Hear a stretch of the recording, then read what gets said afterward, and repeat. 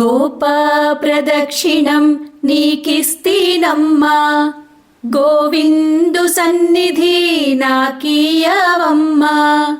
ఒంటి ప్రదక్షిణం నీకిస్తీనమ్మా, వైకుంఠ సన్నిధి నాకీయవమ్మా.